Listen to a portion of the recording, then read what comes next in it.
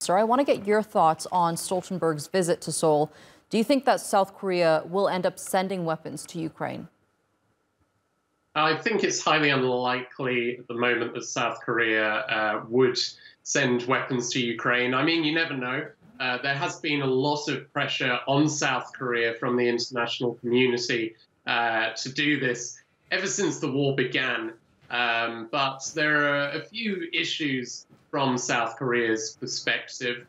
One is that it does have its own regulations that limit its ability to export weapons to countries currently in conflict. But then during his visit, Jens Stoltenberg did point out that certain countries, Germany, Norway and Sweden, also had similar rules, and they kind of overcame them to send weapons, and so possibly South Korea can.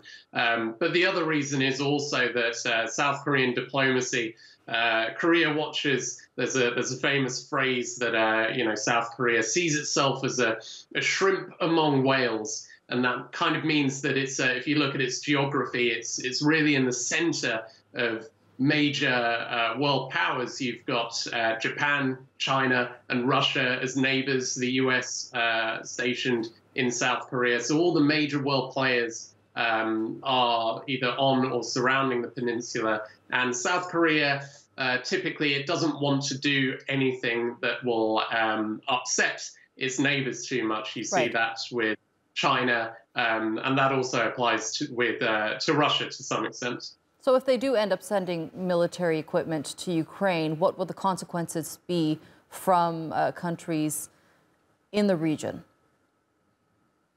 Well, I think one of the main consequences that South Korea will be worried about is how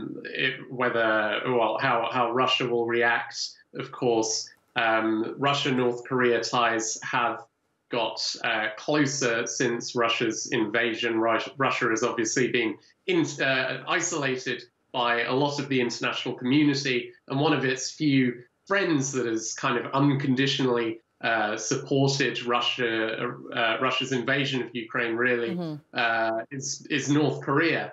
You might have seen in the news recently the US has accused North Korea of sending weapons to Russia.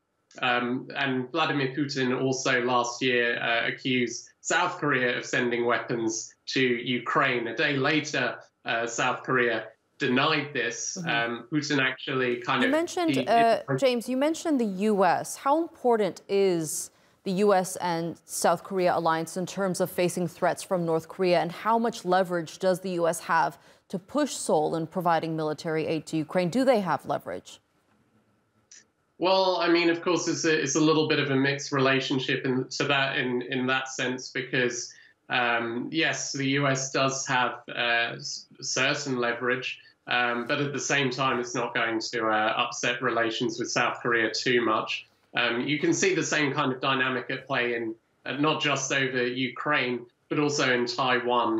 The US military, the US kind of pushes South Korea to play a bigger role in the region, but China is South Korea's biggest trading partner by quite a way. So South Korea is always reluctant to get involved in anything to do with Taiwan or anything that might upset China.